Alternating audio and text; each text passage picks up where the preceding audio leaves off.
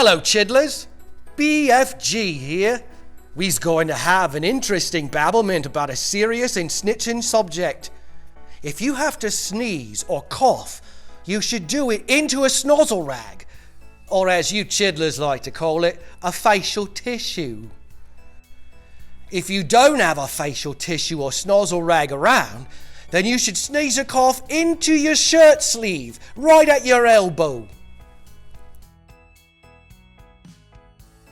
Also, we want to avoid touching our face with our hands. Got an itch? Don't scratch it.